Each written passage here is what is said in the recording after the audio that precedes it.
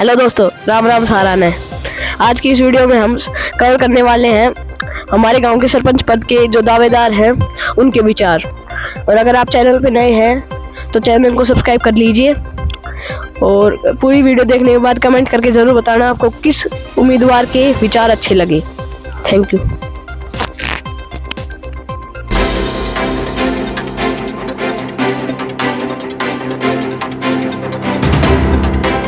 अब हम बात करने वाले हैं पैराडाइज इंटरनेशनल स्कूल के चेयरमैन मिस्टर महेंद्र सिंह उर्फ पवन मास्टर जी।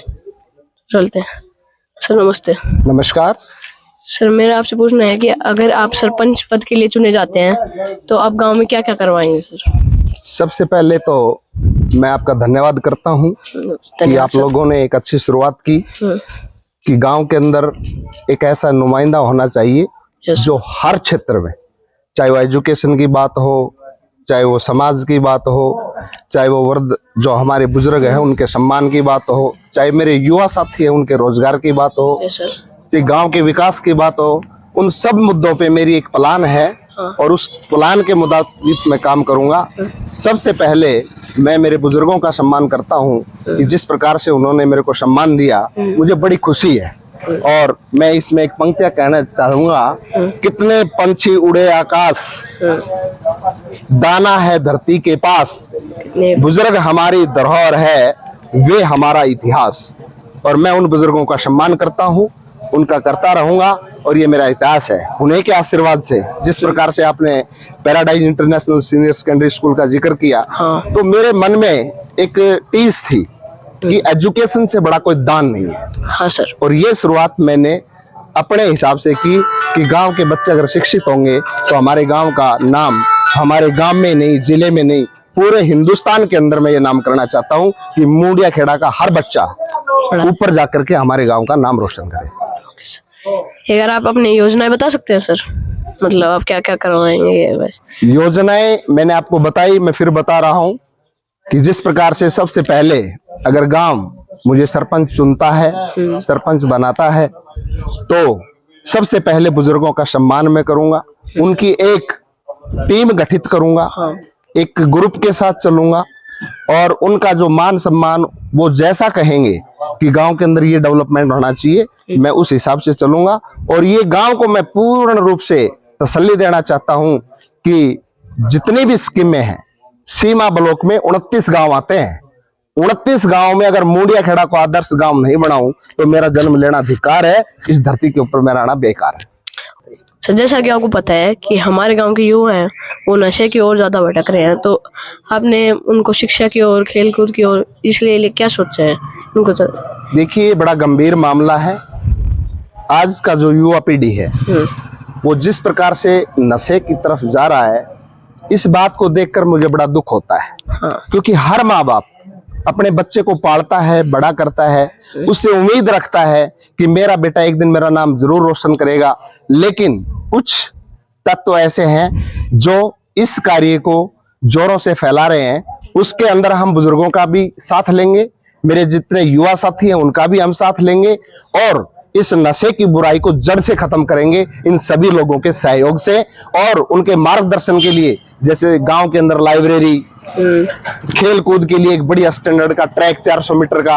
और मेरी तो ये भगवान से मैं प्रार्थना करता हूं कि गवर्नमेंट जब मैं सरपंच बनूं तो ऐसी स्कीम आए कि हमारे गांव के अंदर एक स्टेडियम बनना चाहिए और उस स्टेडियम में खेल कूद की सारी सुविधाएं मैं देना चाहता हूं। ये मेरी हार्दिक इच्छा है। ये आपने स्टेडियम बनाने का कहाँ सोचा है? स्टेडियम की पिछली सरकारें जब भी आई तो गांव में स्कीम आई थी कि गांव के अंदर स्टेडियम बनाया जाए। तो वो मेरे दिमाग में है और सरकार के नुमाइंदे, चाहे कोई भी सरकार आए, चाहे कांग्रेस आए, बीजेपी आए, कोई भी आए, उन सब लोगों के मैं टच में हूं और उनके सहयोग से मैं एक स्टेडियम लेने का काम करूंगा गांव में। ये मेरा मैं आश्वासन देता हूं पूरे गांव को। Thank you sir. Okay sir, एक और सवाल है मेरा आपसे। कुछ उम्मीदवार हैं, उन्होंने घोषणा पत्र जारी कर रखे हैं, तो आपने ऐसा क्यों नहीं किया? देखिए, बड़ी बड़ी पार्टियां बड़े बड़े वादे करती हैं। आज अगर गांव के सामने मैं भी ऐसे वादे कर दूं जिसको मैं पूरा नहीं कर पाऊं तो मैं अपने आप में अपने आप की ग्लानि महसूस करूंगा। मैं लोगों को करके दिखाऊंगा। मैं लिखित में कुछ नहीं देना चाहता। मैं जितने भी स्कीमें है सरकार की वो लिख करके और गांव को दिखाऊंगा। और मेरी सरपंच बनने की मंशा सिर्फ ये नहीं मैं सरपंच बनूं, मेरी भगवान से ये प्रार्थना मुझे इतनी शक्ति दे, इतनी ताकत दे कि मेरे मरने के बाद 100 सालों तक मुझे लोग याद करें कि यार वाकई में सरपंच तो वो बना था जिसने गांव को इतना विकास की तरफ ले गया और विकास की तरफ अग्रसर किया। ऐसी मेरी हार्दिक इच्छाएं हैं। ओके सर, थैंक्स, धन्यवाद। तो दोस्तों, अगर आप मिस्टर पवन मास्टर जी को अपने गांव के मुखिया के रूप में देखना चाहते हैं तो आने वाली 2 तारीख को बैच नंबर 5 के आगे सिलाई मशीन के बटन दबाकर भारी मतों से विजय बनाइए। धन्यवाद। देखिए, मेरा चुनाव चिन्ह सिलाई मशीन है 5 नंबर के ऊपर। उसमें बैलेट पेपर में महेंद्र सिंह मेरा नाम लिखा मिलेगा, क्योंकि पूरा गांव प्यार से मुझे पवन कहता है, लेकिन रिकॉर्ड का नाम मेरा महेंद्र सिंह है। इसलिए सभी भाइयों से मैं निवेदन करना चाहूंगा कि आने वाली 2 तारीख को 5 नंबर बटन पे मशीन का जो बटन है, मशीन के आगे बटन, उसको दबा करके मुझे भारी मतों से विजय बनाए। न हार है, न हार में ना जीत में, मैं किंचित नहीं भयभीत में। संघर्ष पथ पर जो भी मिला, यह भी सही वह भी सही। जय हिंद, जय भारत। धन्यवाद। बाबा, जैसा कि आपको पता है कि हमारे गांव में सरपंच के वो हो रहे हैं चुनाव, तो आप अपना मुखिया किस रूप में देखना चाहेंगे, कैसा देखना चाहेंगे? पढ़ा लिखा चाहिए, काम करने वाला चाहिए, हमें काम करने वाले चाहिए। काम कैसे? काम मतलब गांव के विकास के लिए। गांव के विकास। राम बाबा। राम राम भैया। तो बाबा, जैसा कि आपको पता है कि हमारे गांव में चुनाव चल रहे हैं सरपंच के, हाँ, तो आप अपना मुखिया कैसा देखना चाहते हैं? कैसा मुखिया चाहते हैं? बढ़िया, पढ़ा लिखा और काम करने वाला हो, सभी के सुनने वाला हो, और नई जो पीढ़ी का ज्यादा से ज्यादा पढ़ाई की तरफ ध्यान करे। वाईफाई 8% जो चल रहे हैं आजकल, हाँ। पंचायत के पूरे अधिकार क्षेत्र में काम करे। सभी पंचों का अधिकार क्षेत्र भी प्रयोग करने के लिए वो मादा रखता हो, ऐसा सरपंच होना चाहिए। आपको अपने गांव में क्या क्या कमी लगती है?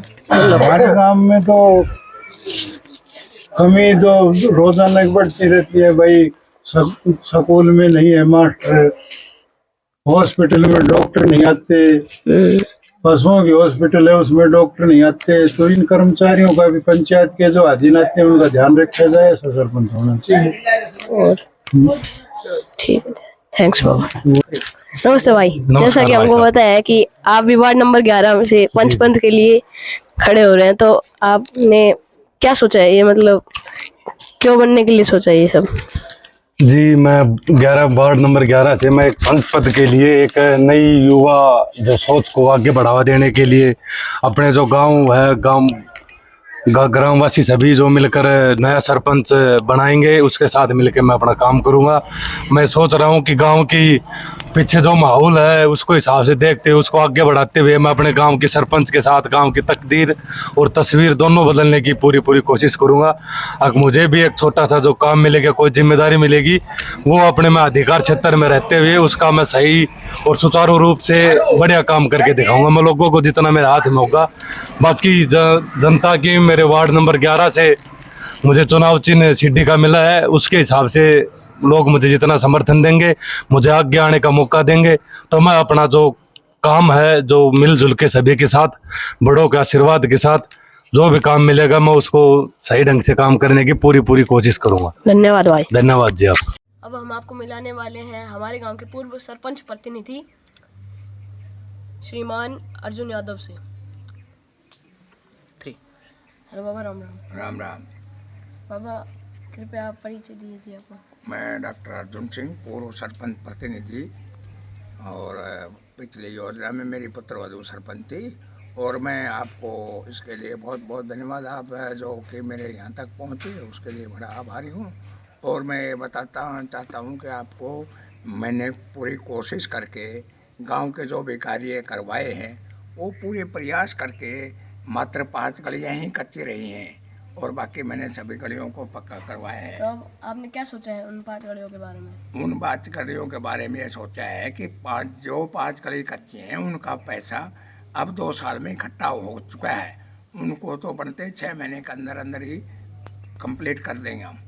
ये ज़्यादा समय नहीं लेते हुए। ये तो हो गई पूर्व की बात है। अब आप बताइए कि आप सरपंच बनने के बाद क्या क्या करवाएंगे? मुझसे पहले मैं आपको ये बता सकता हूँ, इसके अलावा मैंने पूरी गलियों में लाइटिंग का कार्य करवाया और जो डोरी कटी पड़ी है स्कूल के पास है, पार्क के पास, उसको भी मैं कल तक जुड़वा दूंगा।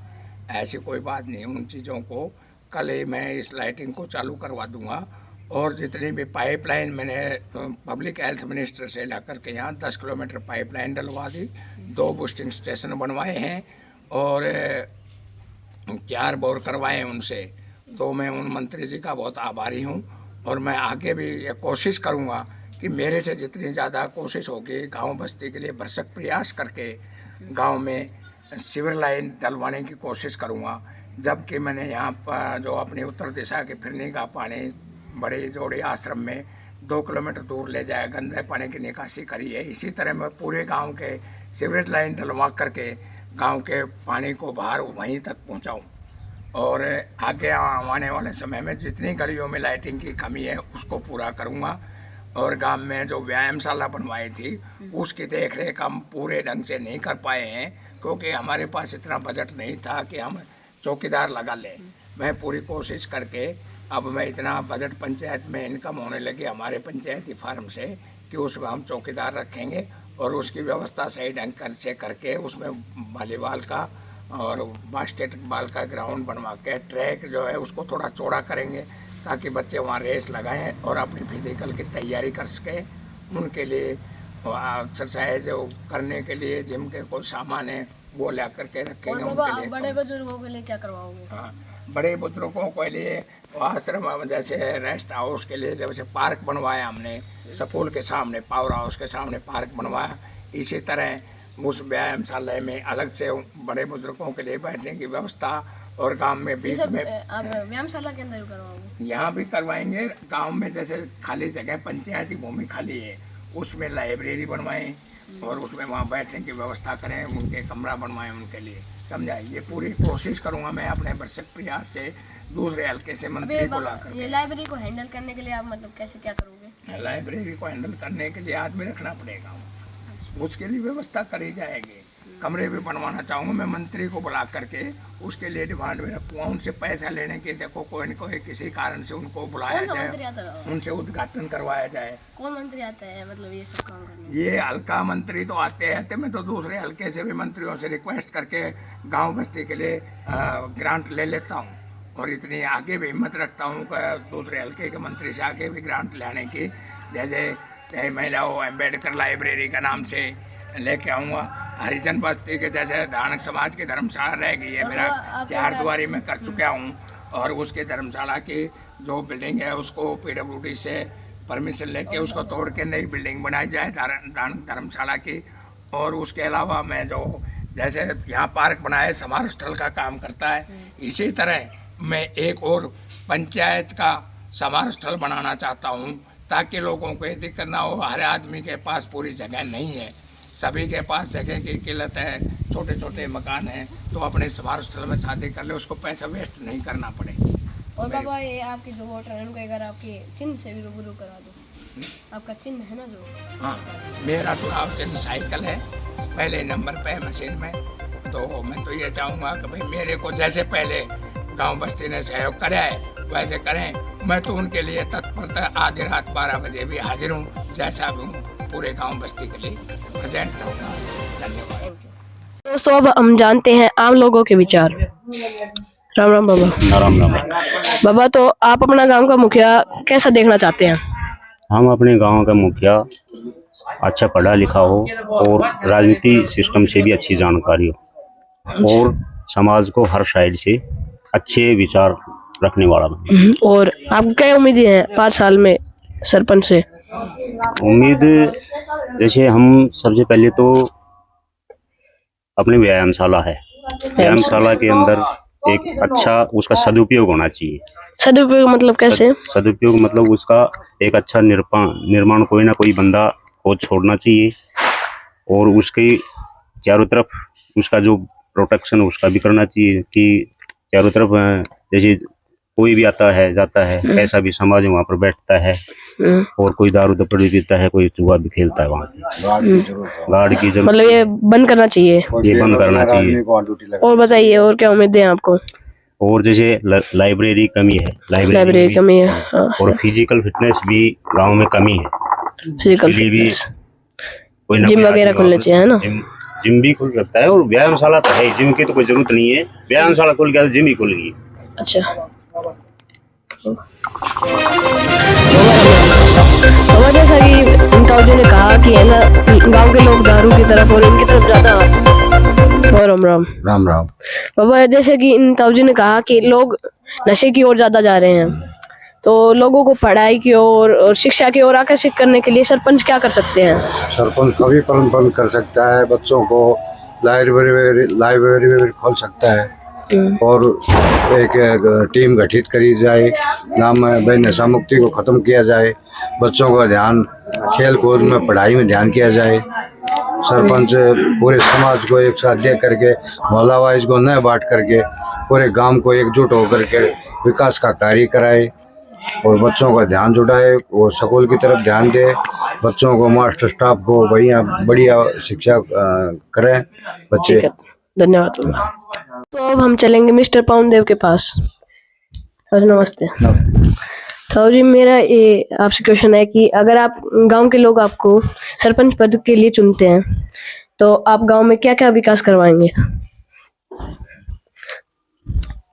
सबसे पहले मैं गांव के अंदर आपसे भाईचारा बनाए रखने के लिए सभी से विनती करूं, जैसे हमारे गांव में फिलहाल है, सभी के साथ मतलब भाईचारा चलता है।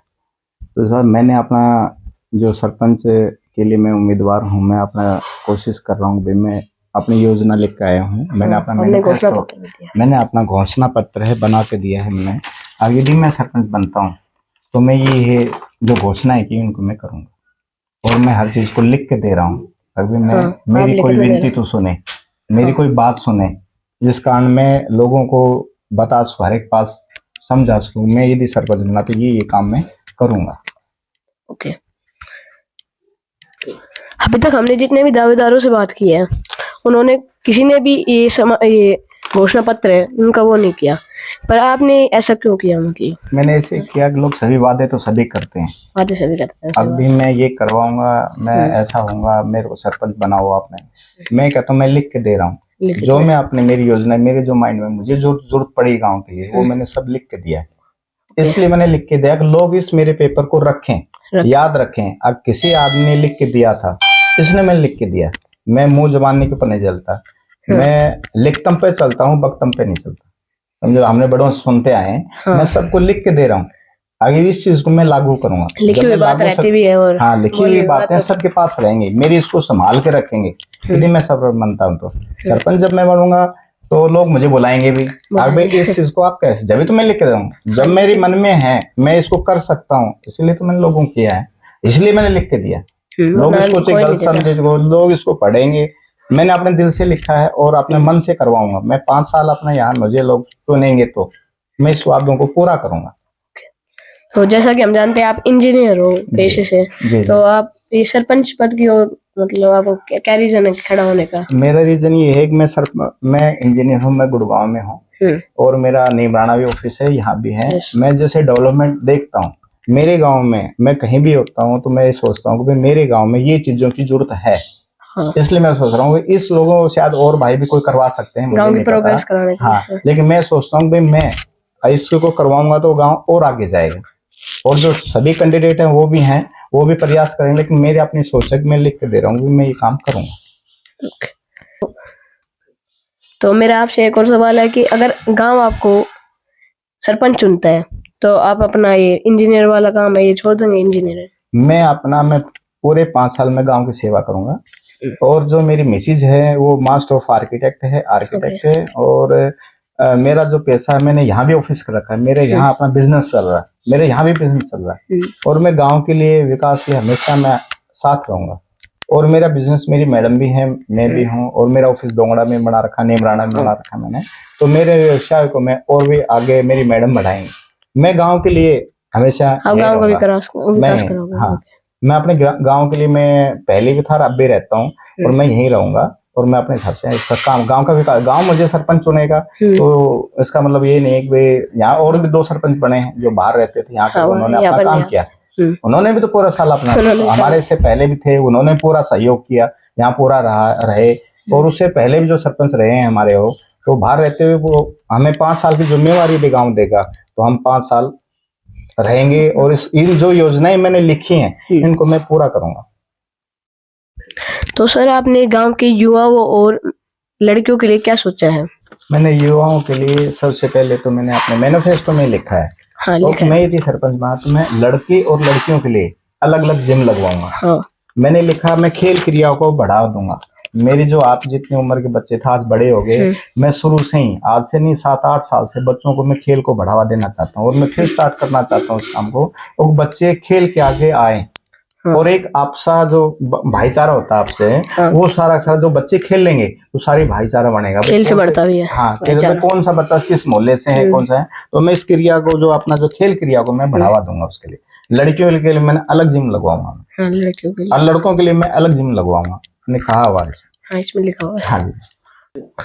ओके सर, ये जो आपने लाइब्रेरी वाला रखा है, तो ये अपने निजी कोर्स से कर रहे हो या कोई सरकार की स्कीम है? मैं अपने निजी कोर्स से मॉडर्न लाइब्रेरी बनाऊंगा, टेक्निकल जो मैंने लिखा है इसमें वाईफाई फ्री करूंगा, वाईफाई फ्री है।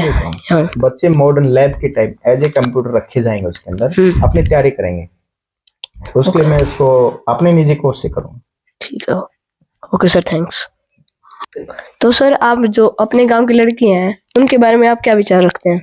मैं सोचता हूँ कि हमारे गांव की जो लड़कियां हैं आगे बढ़े और हमारे गांव का नाम रोशन करें, जिस कारण में लड़कियों को मैंने गर्ल्स ITI नारायण मुनि जी के नाम से गर्ल्स ITI खुलवाने का इसमें वादा किया है, जिसके अंदर जो ट्रेड्स आएंगे लड़कियों के लिए उसमें लेकर आऊंगा। कल उनकी शादी होती है, कहीं बाहर जाते हैं, उनके पास एक डिप्लोमा होगा, कहीं भी होगा तो कोई उसके रोजगार मिलेगा।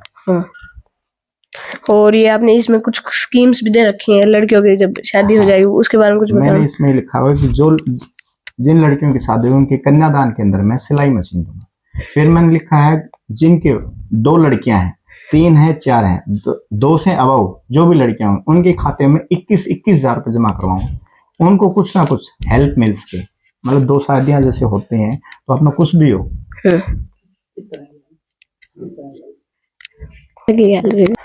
तो सर ये 21,000 वाली आपने बताया है, तो इनसे लड़कियों का किस प्रकार वो होगा?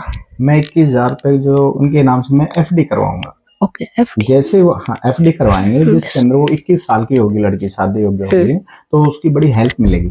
वैसे किसी से आप पैसा मांगोगे तो कोई नहीं दे पाता।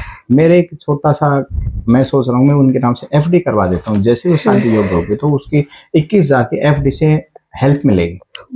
मैं ये करना चाहता हूँ कि थोड़ी सी हेल्प हो जाए। Okay sir, thanks, thank you.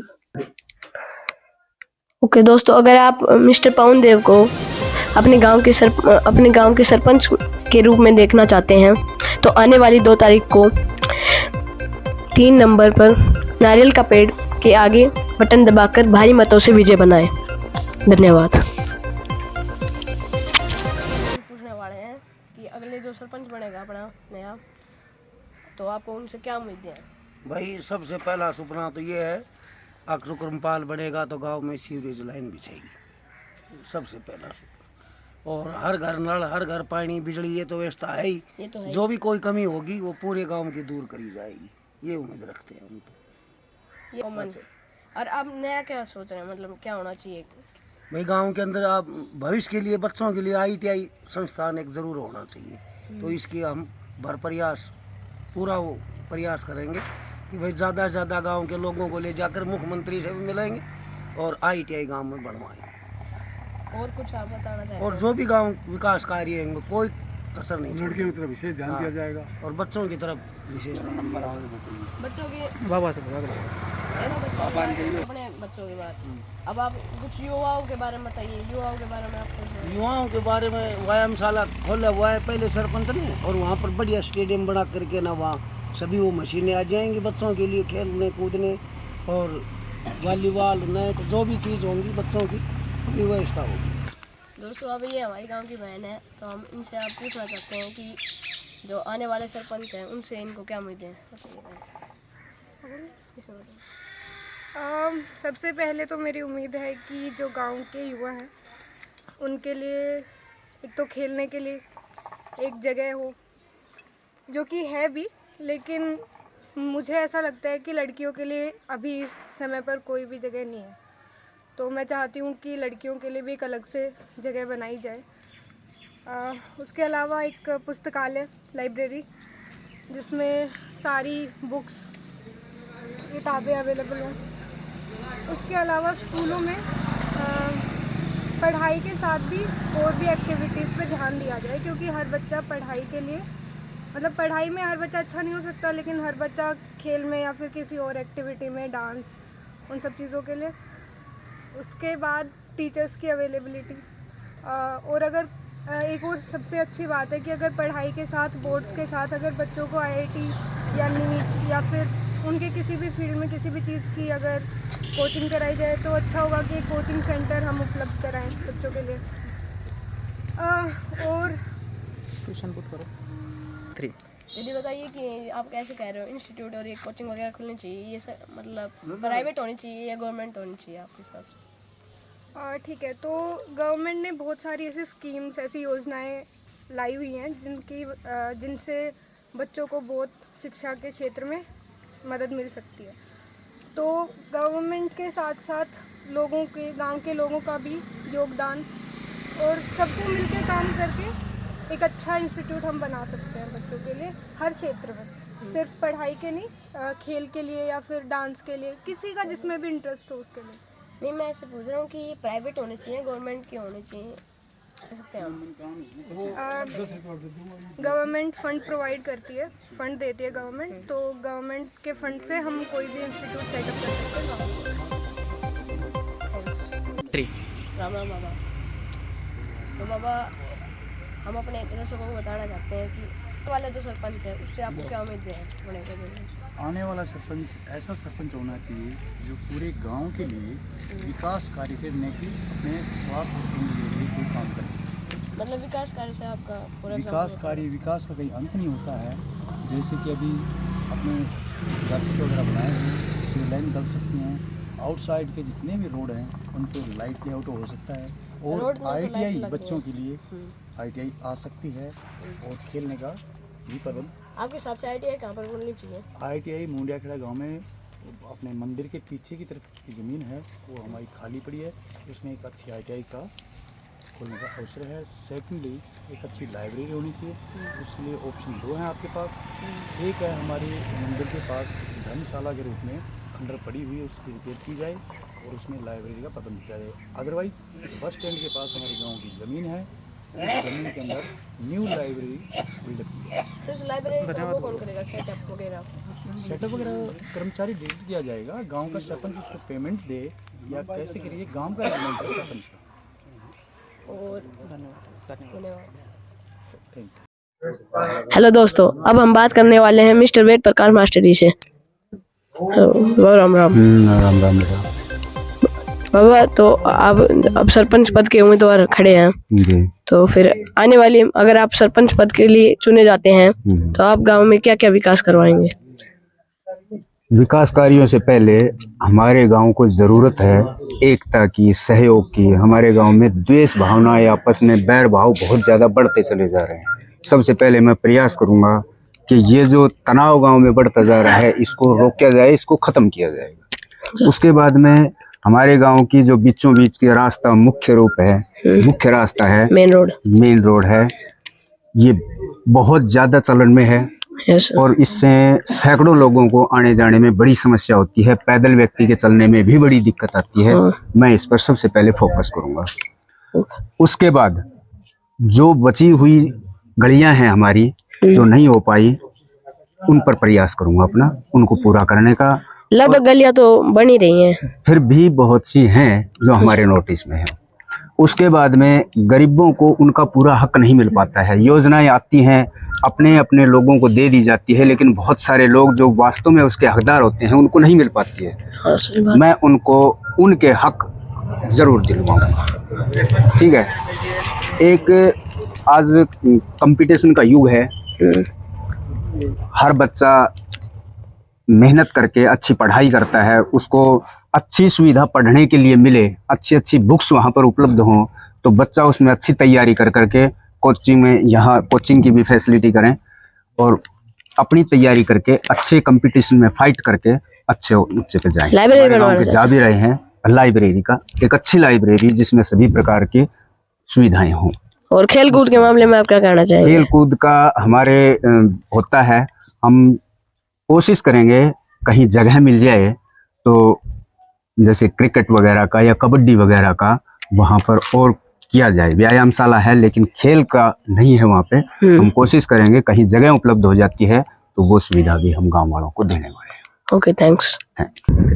दोस्तों, अगर आप मिस्टर वेद प्रकाश मास्टर जी को अपने मुखिया के रूप में देखना चाहते हैं तो आने वाली 2 तारीख को बेल्ट नंबर 2 कांच के गिलास के आगे वाले बटन दबाकर हमारी मतों से विजय बनाइए।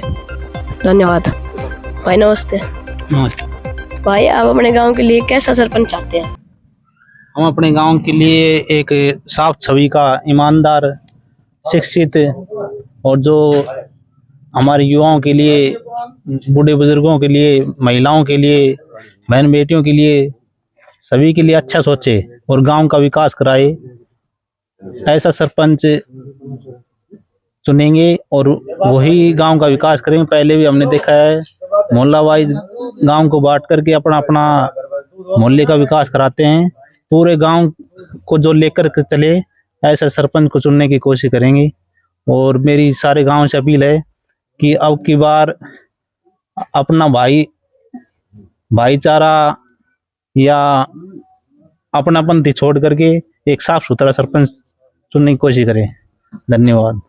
नमस्ते दोस्तों, अभी हम आपको मिलाने वाले हैं आदर्श इंस्टीट्यूट के ओनर मिस्टर सोनू यादव से।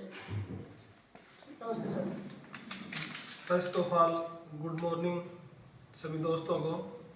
मैं आप लोगों को बताना चाह रहा हूँ कि मैं मुंडिया खेड़ा से सरपंच पद का उम्मीदवार हूँ, ठीक है, और मैं आदर्श इंस्टीट्यूट का डायरेक्टर हूँ। अब सर बताइए कि आप सरपंच पद में उम्मीदवार खड़े हो, तो आप बनने के बाद क्या क्या विकास करवाओगे गाँव का? मैं गांव का सरपंच बनने के बाद जरूरतमंद लोगों के लिए कोचिंग, ट्यूशन, लाइब्रेरी जैसी बड़ी बड़ी सुविधाएं दूंगा। और सर ये खेल के मामले में आप क्या क्या? देखो, जो बैकग्राउंड है, पर्सनल बैकग्राउंड है, उसमें पापा आर्मी में है, भाई आर्मी में, तो बच्चों के लिए ग्राउंड सबसे पहले फिजिकल की तैयारी करवाएंगे, प्लस कोचिंग भी देंगे। सर, अब ये हो गई खेल कूद की बात। अब बताइए सर, जो युवा पीढ़ी है उसके लिए आप क्या करवाएंगे? युवा पीढ़ी के लिए मैंने बोला है, युवा पीढ़ी के लिए फिजिकल की सुविधा हो गई, व्यायामशाला की सुविधा हो गई, जिम जैसी सुविधाएं होंगी, जो भी सुविधाएं होंगी युवा बच्चों के लिए। युवा के तो यही होता है, एजुकेशन होता है, शिक्षा, चिकित्सा, सारी सुविधाएं बच्चों को मिलेंगी। और सर बुजुर्ग लोगों के लिए? बुजुर्ग लोगों के लिए भी काम करेंगे, जैसे उनकी पेंशन में दिक्कत आ जाती है, लेट आती है, जल्दी आती है, हम आगे बात करेंगे टाइम पे बुढ़ापा पेंशन है वो दिलाने की कोशिश करेंगे। Okay sir. तो एक बार सर आप अपने जो समर्थक हैं उनको अपने जो आपका चिन्ह है उनसे रूबरू कराइए। मैं मेरे गांव मुंडिया खेड़ा वासियों को मेरे चिन्ह से रूबरू करवा रहा हूँ। मेरा जो चिन्ह है वो बाबा वरखंडी की घंटी है, जो बाबा पे लगी वो घंटी, जिसको हम घंटी बोलते हैं, ठीक है। और मैं इस वीडियो में आपको इंट्रोड्यूस करवा रहा हूँ घंटी। ये इसका जो बेल्ट नंबर है वो बेल्ट नंबर 9 है, इसके आगे नाम है, ये इसका सिंबल है, और आगे इसके प्लग होता है, ठीक है, जो बटन जिसको हम बोलते हैं, उसको इसके आगे प्रेस करते हैं जिससे वोट डाला जाता है। ओके सर, दोस्तों, अगर आप मिस्टर सोनू यादव को अपने गांव के मुखिया के रूप में देखना चाहते हैं तो आने वाले 2 नवंबर को बेल्ट नंबर 9 के आगे घंटी के निशान को वोट देकर विजय बनाइए।